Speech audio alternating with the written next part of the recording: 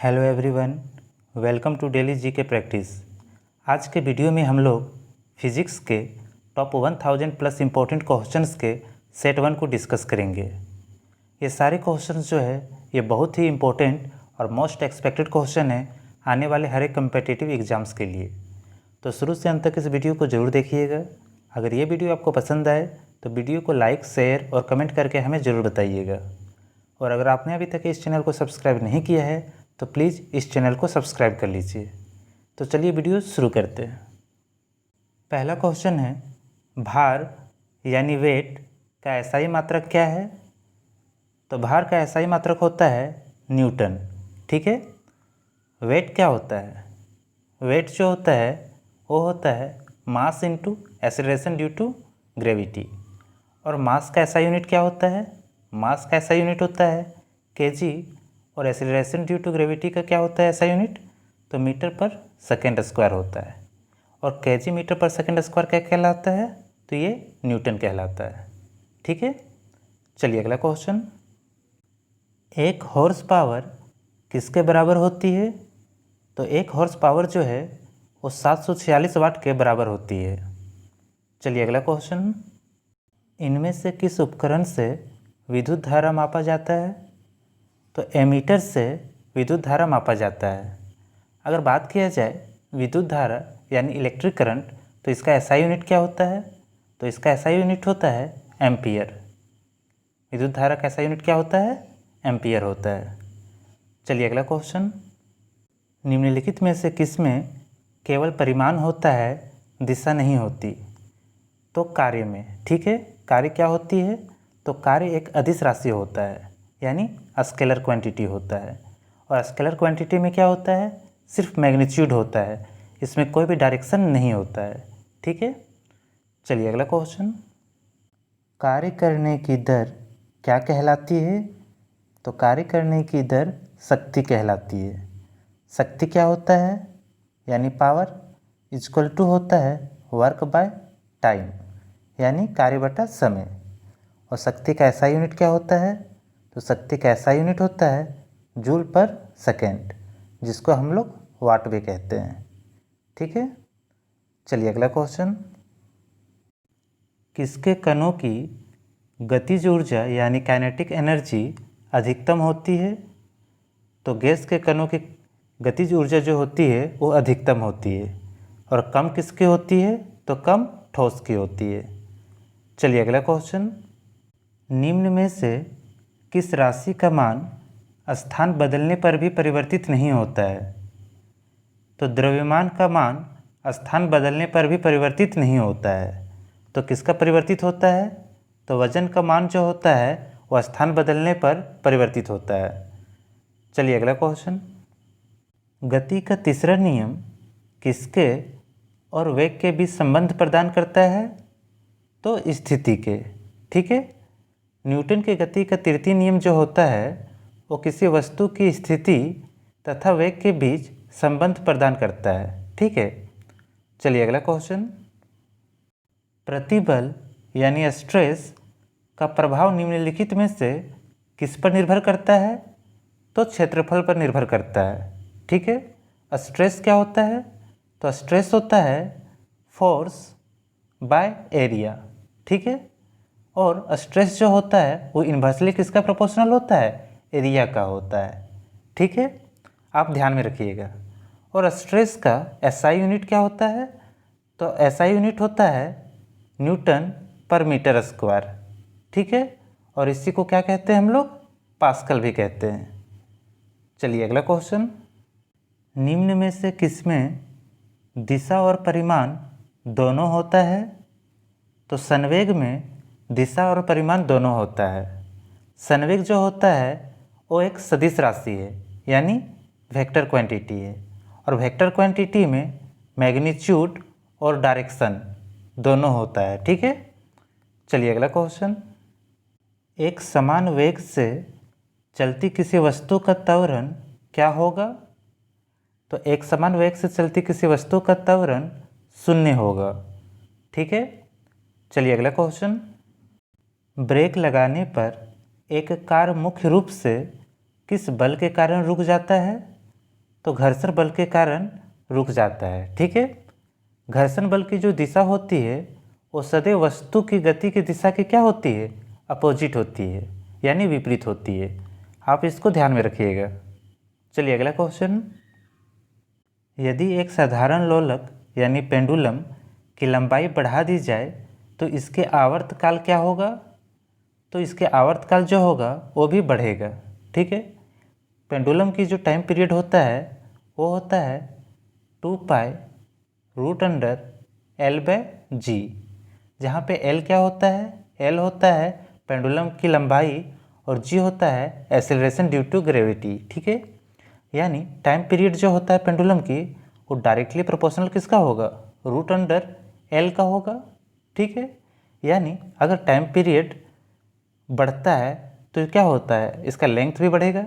और अगर हम लोग टाइम पीरियड का जो ये होता है पेंडुलम का जो लेंथ होता है, लंबाई होता है, उसको अगर हम लोग बढ़ाते हैं तो क्या होगा, टाइम पीरियड भी बढ़ेगा। ठीक है, ना पेंडुलम का जो आवर्तकाल होता है वो भी बढ़ेगा। चलिए अगला क्वेश्चन। दो वस्तुओं के बीच की दूरी को यदि 2 गुना कर दिया जाए तो इन दोनों के बीच बल पर क्या प्रभाव पड़ेगा?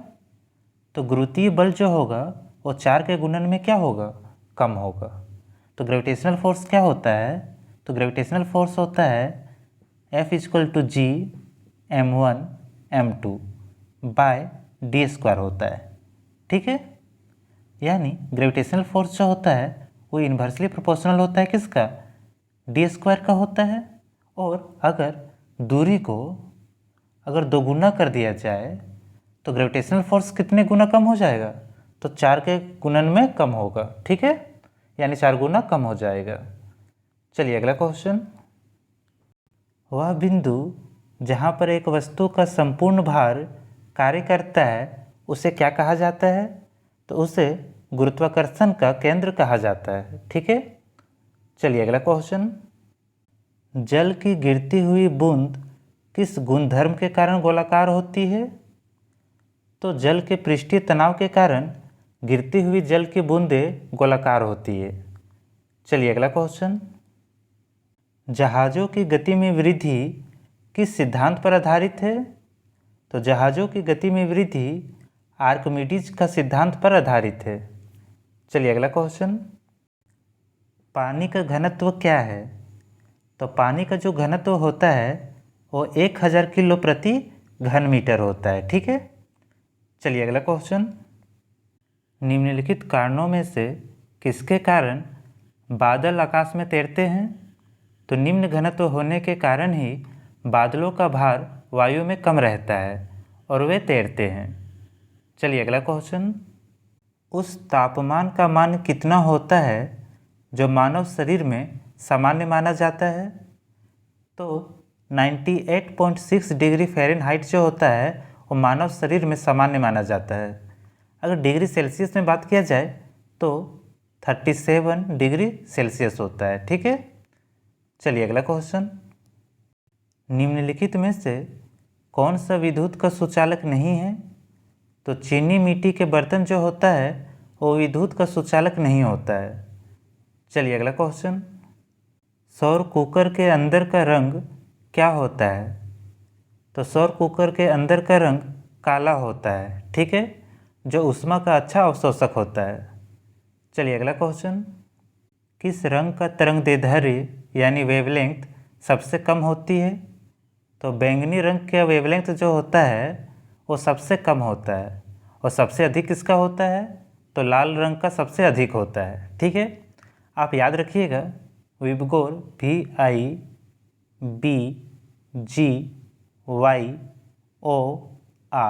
ठीक है, इधर जो है वो वेवलेंथ नीचे की ओर क्या होता है, बढ़ता जाता है। ठीक है, यानी इंक्रीज होता है। V क्या होता है? तो ये वायलेट होता है यानी बैंगनी। I क्या होता है? तो इंडिगो होता है यानी गहरा नीला। B जो होता है वो ब्लू होता है यानी नीला। G जो होता है वो ग्रीन होता है यानी हरा। Y जो होता है वो येलो होता है यानी पीला। O जो होता है वो ऑरेंज होता है यानी नारंगी। और R क्या होता है? रेड यानी लाल होता है। ठीक है, वायलेट यानी जो बैंगनी है इसका वेवलेंथ क्या होगा? सबसे कम होगा। और रेड जो है उसका वेवलेंथ क्या होगा, सबसे अधिक होगा। ठीक है, आप इसको ध्यान में रखिएगा। चलिए अगला क्वेश्चन, किस माध्यम में घनत्व के एक दोलन को पूरा करने में लगने वाला समय को क्या कहते हैं? तो तरंग का समय काल कहते हैं। ठीक है, चलिए अगला क्वेश्चन, प्रति सेकेंड इकाई क्षेत्र से गुजरने वाली ध्वनि ऊर्जा की मात्रा को क्या कहा जाता है? तो ध्वनि की तीव्रता कहा जाता है। चलिए अगला क्वेश्चन, ध्वनि की तीव्रता मापी जाती है, तो ध्वनि की जो तीव्रता होती है वो डेसिबल में मापी जाती है। चलिए अगला क्वेश्चन, मनुष्यों के लिए ध्वनि की श्रव्य सीमा लगभग कितने तक होती है? तो मनुष्य के लिए ध्वनि की श्रव्य सीमा यानी सुनने की जो क्षमता होती है वो 20 हर्ट्ज से लेके 20,000 हर्ट्ज तक होती है। ठीक है, चलिए अगला क्वेश्चन, सोनार का पूरा नाम क्या है? तो सोनार का पूरा नाम साउंड नेविगेशन एंड रैंकिंग है। चलिए अगला क्वेश्चन, निम्नलिखित में से किसे सोनार की मदद से मापा जा सकता है? तो सोनार की मदद से पानी के अंदर मौजूद वस्तुओं की दूरी, दिशा और गति मापा जा सकता है। चलिए अगला क्वेश्चन, प्रकाश की गति अधिकतम निम्न में से किस माध्यम में होती है?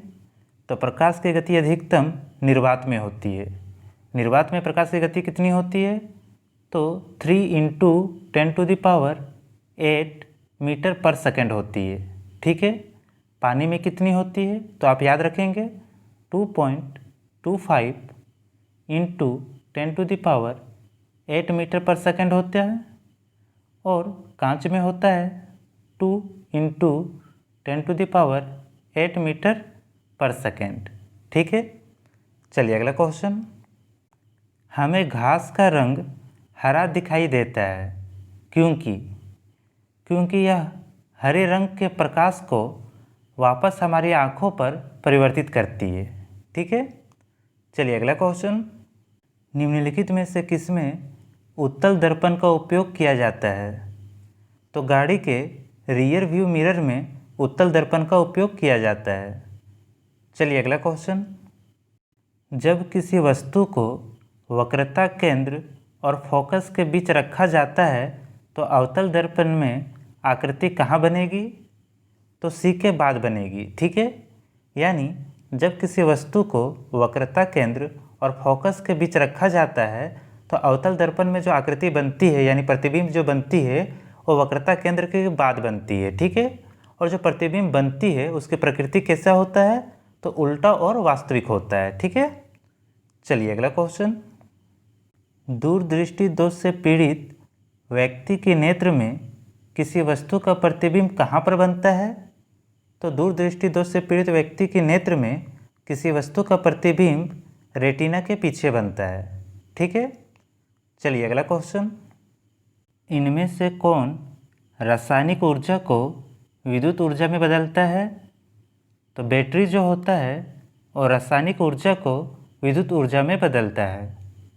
चलिए अगला क्वेश्चन, निम्नलिखित में से कौन सा प्रभाव विद्युत के कारण नहीं होता है? तो संकुचन प्रभाव जो होता है वो विद्युत के कारण नहीं होता है। तो विद्युत के कारण कौन सा प्रभाव होता है? तो चुंबकीय प्रभाव होता है, ऊष्मीय प्रभाव होता है, रासायनिक प्रभाव होता है और प्रकाशीय प्रभाव होता है। ठीक है, चलिए अगला क्वेश्चन, यदि V/I का मान एक नियतांक है तो इसे क्या कहा जाता है? तो इसे प्रतिरोध कहा जाता है। ठीक है, क्या कहा जाता है? तो इसे प्रतिरोध कहा जाता है। ठीक है, ओम्स लॉ क्या कहता है? ओम्स लॉ के अकॉर्डिंग V = IR होता है। ठीक है, और R = क्या होगा? V/I होगा। ठीक है, आप इसको ध्यान में रखिएगा। चलिए अगला क्वेश्चन, विद्युत धारा का एक सतत और बंद मार्ग क्या कहलाता है? तो विद्युत धारा का एक सतत और बंद मार्ग विद्युत परिपथ कहलाता है। ठीक है, चलिए अगला क्वेश्चन, यदि एक सर्किट का प्रतिरोध दोगुना किया जाता है तो वोल्टेज को समान रखने के लिए सर्किट में प्रवाहित विद्युत धारा कितना होगा? तो आधी घट जाएगी। ठीक है, हम लोग जानते हैं कि रेजिस्टेंस जो होता है वो होता है V/I, और वोल्टेज को समान रखा जाता है जब, तो R जो होता है वो इन्वर्सली प्रोपोर्शनल होता है किसका, करंट का होता है। ठीक है, यानी अगर हम लोग R को बढ़ाते हैं तो करंट क्या होगा, घटेगा। ठीक है, और अगर रेजिस्टेंस को यानी प्रतिरोध को दोगुना कर दिया जाता है तो करंट कितना घटेगा, तो ये करंट जो होगा वो आधा घट जाएगा। ठीक है, यानी आधी घट जाएगी। चलिए अगला क्वेश्चन, विद्युत बल्ब पर प्रदर्शित विद्युत की रेटिंग 100 वाट का क्या मतलब है। तो इसका मतलब होता है बल्ब प्रति सेकेंड 100 जूल विद्युत ऊर्जा व्यय करता है। ठीक है, चलिए अगला क्वेश्चन, प्रकाश बल्ब का फिलामेंट बनाने के लिए किस धातु का उपयोग किया जाता है। तो प्रकाश बल्ब का फिलामेंट बनाने के लिए टंगस्टन धातु का प्रयोग किया जाता है, क्योंकि इसका गलनांक उच्च होता है और प्रतिरोध भी क्या होती है, उच्च होती है। ठीक है, तो टंगस्टन का जो गलनांक होता है वो कितना होता है, तो आप याद रखिएगा 3380 डिग्री सेल्सियस होता है। ठीक है, चलिए अगला क्वेश्चन, बादलों के गर्जन के दौरान किस प्रकार का ऊर्जा रूपांतरण होता है। तो सही जवाब है गतिज ऊर्जा, प्रकाश और ध्वनि ऊर्जा में रूपांतरित होती है। ठीक है, चलिए अगला क्वेश्चन, भौतिक अनुसंधान प्रयोगशाला इनके द्वारा स्थापित की गई थी। तो किनके द्वारा स्थापित की गई थी, तो विक्रम साराभाई के द्वारा भौतिक अनुसंधान प्रयोगशाला 1947 ईस्वी में स्थापित किया गया था। ठीक है, चलिए अगला क्वेश्चन, निम्नलिखित में से कौन सा ऊर्जा कन्वर्टर नहीं है। तो सादा गिलास जो है वो ऊर्जा कन्वर्टर नहीं है। चलिए अगला क्वेश्चन, MRI किसका संक्षिप्त रूप है। तो MRI का फुल फॉर्म होता है मैग्नेटिक रेजोनेंस इमेजिंग। ठीक है, चलिए अगला क्वेश्चन, सूर्य की ऊर्जा किस माध्यम से उत्पन्न होती है। तो सूर्य की ऊर्जा नाभिकीय संलयन के द्वारा उत्पन्न होती है। ठीक है, चलिए अगला क्वेश्चन, सितारों में प्लाज्मा बनने का कारण है। तो सितारों में प्लाज्मा बनने का कारण है उच्च तापमान। चलिए अगला क्वेश्चन, निम्नलिखित में से कौन सा चुंबकीय फ्लक्स की इकाई है। तो वेबर जो होता है वो चुंबकीय फ्लक्स की इकाई है। चलिए अगला क्वेश्चन, बैटरी की क्षमता किसमें व्यक्त की जाती है। तो बैटरी की क्षमता एम्पियर घंटा में व्यक्त की जाती है। चलिए अगला क्वेश्चन, निम्न में से किसने फाउंटेन पेन का आविष्कार किया था। तो वाटरमैन ने फाउंटेन पेन का आविष्कार किया था। तो दोस्तों आज के लिए बस इतना ही। अगले वीडियो में इस सीरीज़ के पार्ट 2 को डिस्कस करेंगे। अगर वीडियो ये आपको पसंद आए तो वीडियो को लाइक, शेयर और कमेंट करके हमें ज़रूर बताइएगा। आप इस वीडियो का PDF हमारे टेलीग्राम चैनल से डाउनलोड कर सकते हैं, लिंक डिस्क्रिप्शन बॉक्स में है। अगर आपने अभी तक इस चैनल को सब्सक्राइब नहीं किया है तो प्लीज़ इस चैनल को सब्सक्राइब कर लीजिए। मिलते हैं अगले वीडियो में। Thank you.